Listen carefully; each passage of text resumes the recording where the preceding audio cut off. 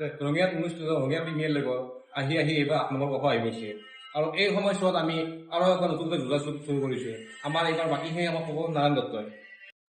নমস্কাৰ, আমি 2017 পৰা আমি ৰঙিয়াত প্ৰিমিয়াৰ লীগ চুমুকে RPL খেলখন অনুষ্ঠিত কৰি আহিছোঁ। আমি এইবেলিও ৰঙিয়া প্ৰিমিয়াৰ লীগ অনুষ্ঠিত কৰিবলৈ ওলাইছোঁ। আমি নৱেম্বৰৰ লাষ্টৰ ফালে আমাৰ এই খেলখন হ'ব। আমাৰ এই খেলৰ আগ মুহূৰ্তত আমাৰ কিছু কৰিবলগীয়া কাম থাকে। প্ৰথম যেনেকৈ আমি এই খেলখন আমি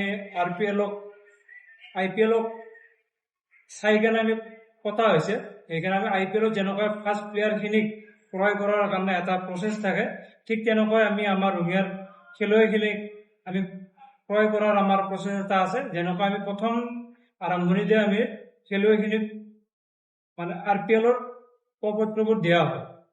এইটো প্ৰথম প্ৰচেছ। আৰু আমাৰ কিছুমান ইয়াত নিয়ম আছে, যেনেকৈ আমি যোৱা 2 বছৰ আমি ইয়াত কেনেকুৱা কৰিছিলোঁ যে যিখিনি খেলুৱৈ আছে মানে ফৰ্মখন চবেই ল'ব পাৰে, কিন্তু এইবাৰ আমি কৰিছোঁ যেনেকুৱা যে আমাৰ যিহেতু আমি নাম দিছোঁ আমাৰ ৰঙিয়া প্ৰিমিয়াৰ লীগ, আৰু ৰঙিয়া প্ৰিমিয়াৰ লীগ মানে ৰঙিয়াৰ খেল হিচাপত আমি লৈছোঁ। এইখন আমাৰ উঠি অহা যিখিনি খেলুৱৈ আছে খেলুৱৈসকলক আমি এটা মঞ্চ দিয়াৰ চেষ্টা এটা কৰিছোঁ।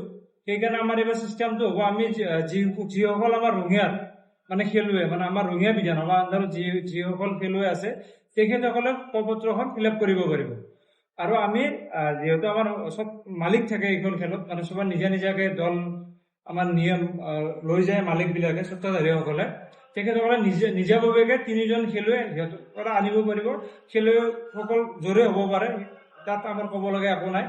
আমি অকশ্যনৰ মাধ্যমেৰে আমি 11জন খেলুৱৈ আমি প্ৰত্যেকটো দলক আমি দিম, আৰু 3জন খেলুৱৈ তেখেতসকলে নিজাববীয়াকৈ আনিব পাৰে। আৰু এইবাৰ খেলত আমি এনেকুৱা ভাবিছোঁ যে যোৱা বছৰ আমি 50,000 দিছিলোঁ ফাৰ্ষ্ট প্ৰাইজটো, আৰু ছেকেণ্ড প্ৰাইজটো আমাৰ আছিল 40,000 টকা। এইবাৰ ভাবিছোঁ যিহেতু আমি খেলখন আমাৰ আগুৱাই গৈ আছে, আমি এইবাৰ ভাবিছোঁ যে আমাৰ প্ৰথম প্ৰাইজ 70,000 আৰু দ্বিতীয় প্ৰাইজ আমি 50,000 টকা ভাবিছোঁ। আৰু এতিয়ালৈকে মানুহে ঠিক কৰা নাই, হয় বাঢ়িও যাব পাৰে বা 70,000 থাকিব বা অকণমান কমিও আহিব পাৰে, এইটো আমি সময়ত আমি গম পাই যাম। আৰু এইবাৰ আমি কিছুমান খেলত মানে আগতে আমাৰ বলটো আছিল নিভিয়া বল আমি দিছিলোঁ, নিভিয়া বল। এইবাৰ আমি ভাবিছোঁ যিহেতু আমি ৱেট টেনিছ বুলি আমি খেলখন পাতোঁ, সেইকাৰণে আমি এইবাৰ খেলত আমি ৱেট টেনিছ বলটোৱে দিম, মানে প্ৰপাৰ মাৰুতি বলটো আমি ইউজ কৰিম খেলখনত। আৰু বাকী আৰু যিখিনি আমাৰ ICC ৰুলত খেলখন হয় ঠিক তেনেকুৱাকৈ আমি খেলখন পাতি যাম।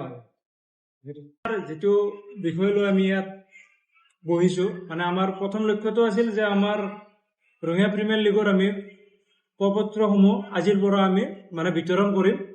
20 তাৰিখলৈকে আমি 19 তাৰিখলৈকে আমি ফৰ্মবিলাক দিম, আৰু 20 তাৰিখ আমাৰ লাষ্ট ডেট, মানে 20 তাৰিখৰ ভিতৰত সকলোৱে খেলুৱৈ আমাক ফৰ্মবিলাক আমাৰ হাতত জমা দিব লাগিব। আৰু এইবাৰ আমি যিহেতু আমি 7টা বছৰ আমি মানে খেলুৱৈসকলক আমি কোনো ধৰণৰ মানে প্ৰজেক্টৰত দেখুওৱা নাছিলোঁ, বা আমি প্ৰিণ্টিং কৰি বহি মালিকবিলাকক দিছিলোঁ, তেখেতসকলে তাতে চাই খেলুৱৈসকল নিৰ্বাচন কৰিছিল। এইবাৰ আমি নতুন পদক্ষেপ এটা লৈছোঁ, আমি খেলুৱৈসকলক মানে আমি প্ৰজেক্টৰৰ মাধ্যমেৰে আমি খেলুৱৈসকলক স্বত্বাধাৰীসকলক আমি দেখুৱাম। তাৰপিছত তেখেতসকলে বিবেচনা কৰি খেলুৱৈটোক ল'ব লাগিব না নালাগে তেখেতসকলে বিবেচনা কৰিব।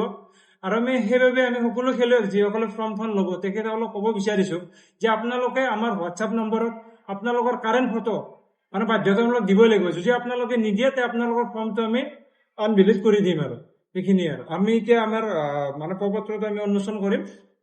আপোনালোকে মানে এইখন আমাৰ 2024 বৰ্ষৰ ৰঙিয়া প্ৰিমিয়াৰ লীগৰ প্ৰপত্ৰ।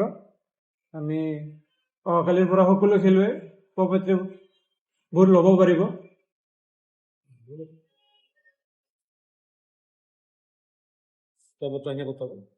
প্ৰপত্ৰখিনি আমাৰ ৰঙিয়া হাউচ চকত ক্ৰেজি হাব বুলি ৰেষ্টুৰেণ্ট আছে, এই ৰেষ্টুৰেণ্টত আহিলে তেখেতসকলে প্ৰপত্ৰ পাব। আৰু ইয়াত আমাৰ মোৰ নম্বৰটো আছে, প্ৰায়বোৰ খেলুৱৈৰ হাতত মোৰ নম্বৰ আছে, আমাৰ ইজাজৰ নম্বৰ আছে।